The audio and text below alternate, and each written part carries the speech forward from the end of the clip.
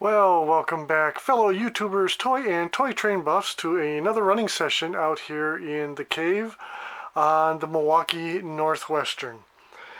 Just like I like to say with my edge of town micro layout, this layout too is evolutionary, not revolutionary. And thank you to all my new prescribers. I don't call them subscribers. And welcome for your dose or your prescription of toy train fun today. We've got two very different consists to run today from the last video. Now, the last video, as you recall, I was running a brand new Lionel Lines freight set that I had opened up just prior to putting it on the track. It was still in the shrink wrap plastic wrapping, and that was really cool to operate a brand spanking new set.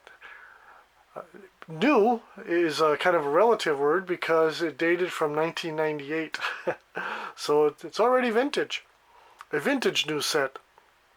Then I was running the Rail King Hiawatha, along with a set of Lionel Hiawatha passenger cars. Today is another installment in that Hiawatha Fest scheme or series. Now, as you can tell, I'm a Milwaukee Road fan, and I subscribe to a whole lot of channels out there. I mean, a lot. And it seems to me that overall, the Milwaukee Road doesn't seem to get a lot of love. The most I see Milwaukee Road running on is Mr. Muffin's Trains channel. He runs a lot of Milwaukee Road on there. Mostly, what do you find?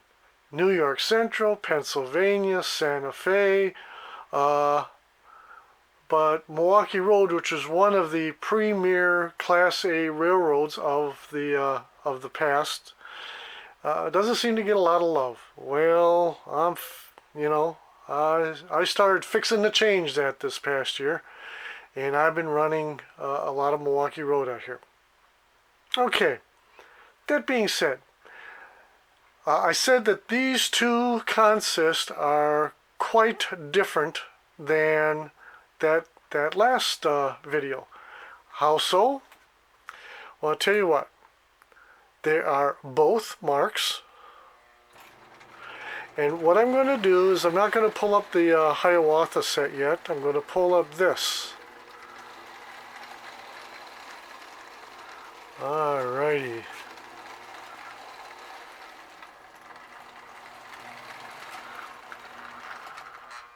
What we have here is the train set made by Marx Trains. Now, for those of you who are a little shaky or confused about the whole Marx name, original Marx trains were made by the Louis Marx and Company. All right? They were a toy company, and trains was only one of the lines of toys that they made. Then they went out of business, and then sometime around 1993, and I won't go into the vast history behind all that, but around 1993, Jim and Debbie Flynn started producing new Marx trains under license. And my understanding is the trains were made with all new tooling, because apparently the tooling for the original tin trains was lost. Okay, all new tooling, all new graphics, all new engines, cars, and sets. All right.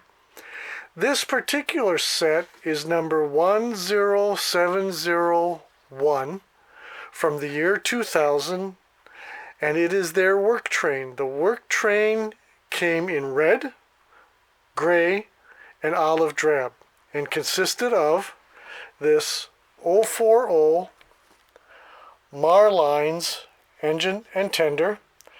The tender is the spotlight tender. Then it has a wheel car, what they call the ballast car or dump car, because this here can go either way, dump, ballast, gravel, what have you. Then they call these two flat cars or whatever as rail carriers, okay? And there you see two cars hooked together with 10 metal rails on them with these hold down straps. Then there was a dual searchlight car and this mobile power unit. This set did not come with a caboose, so this kind of takes the place of that. Inside is a cool little tin litho generator. Alrighty. Now, a couple things to note. I did some checking. This set back in 2000 cost $467. Pumping that number into an inflation calculator, that thing would cost about $839 today. So it's kind of a hefty sum, and explains why I didn't buy more of these sets back in the day. I had a family to raise. I got what I could, but I love the new Marx trains. Now, sometimes they're called new Marx, sometimes they're called modern Marx, and sometimes called Ameritrains. Why Ameritrains? Well, a little bit late in the company's life, they changed the name from Marx Trains to Ameritrains. Okay, a little bit more of their history. All right, that's the first consist we're running. Oh, and by the way, this is a heavy set. First of all, it's all tin litho, so it's all metal. That's a heavy car. This car, of course, has a contact underneath to light the light. These two cars together with all those rails, that's a heavy sucker. And then, of course, this car has got the contact underneath for the searchlights. So all in all, this is a really heavy set being pulled by an engine with a can motor. All of the modern Marx engines had can motors in them, not the old Marx type engines. All right, it does run good on here, but like I said, it is a heavy sucker. Alrighty, let's get on with let's show you the star of the show.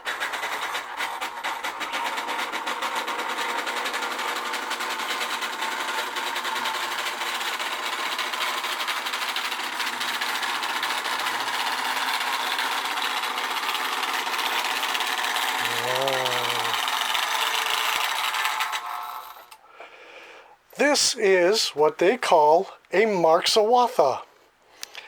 Back in the 90s, before Facebook, before Instagram, TikTok, and all those, hobbyists tended to go to Yahoo. Yahoo sponsors a series of groups, just like Facebook does today. And back then, the Yahoo Marx Trains group, I don't know who first proposed it or who first did it, but someone there got the idea of converting Marx Trains into Milwaukee Road Hiawatha, and they called it Marxawatha. Now, the one I remember was a completely custom-made consist, and it had the custom-made, Skytop Lounge, there we go, Skytop Lounge observation car, and it was really cool. Now, that was in the 90s.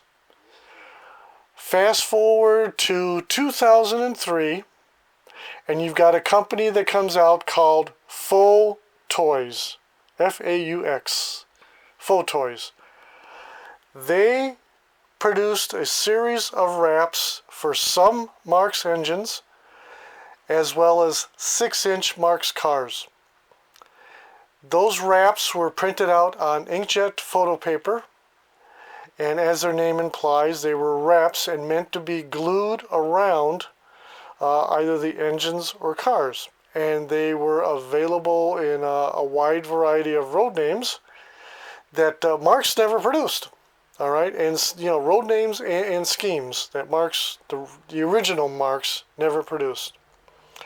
So what we have here is a full toys Marxawatha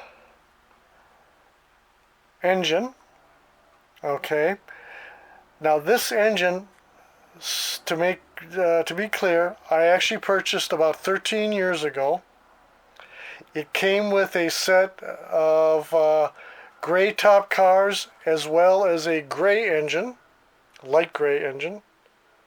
What I'm running here today is this. The set of cars you see here, I just got in like a couple weeks ago.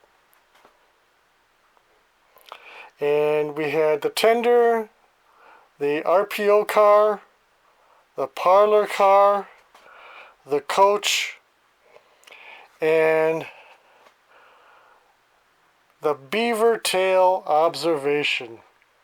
Now, a little bit of Milwaukee road history. When the Hiawatha was designed and came out and started running in 1935, their original observation car had a slant to the back as well as a fin sticking out, and it had a very Art Deco look to it. And it acquired the nickname of the beaver tail observation.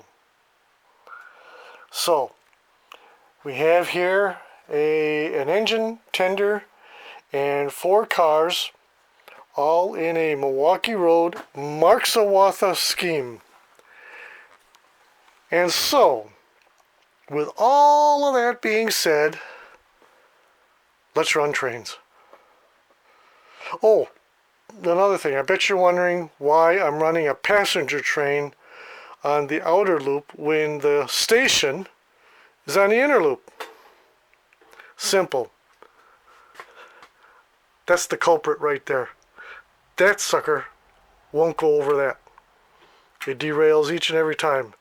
I flip the engine around to run the other way, and it still doesn't work. So, it is what it is, and I talked about it on previous videos. You just have to adjust your engines to the layout, and that's why I have an outer loop with no switches. I can run anything that'll take 42 curves.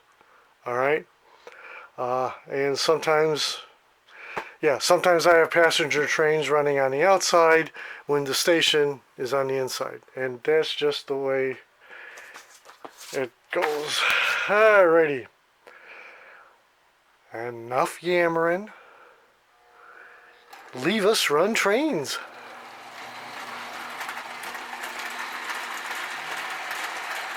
No whistles, no horns, no steam, no smoke, no nothing. Simple trains running on a simple layout.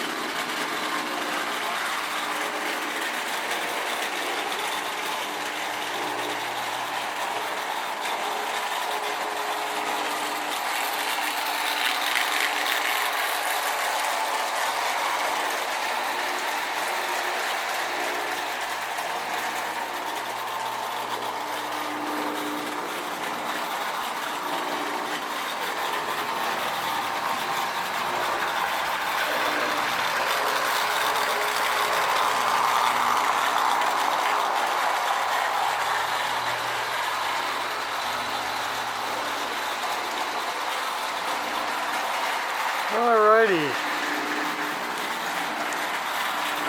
It was a nice run. Let's bring him on home.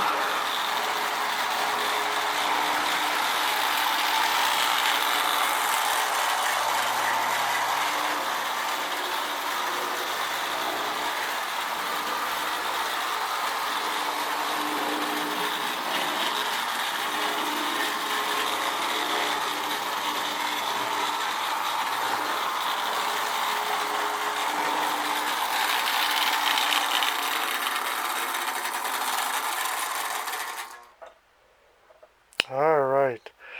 Well, that was a fun running session. I'll have these two out here, oh, maybe another week or two, playing with them until I move on to something else. I have a couple things in mind. So, until then, tschüss, adieu, auf Wiedersehen, bye y'all.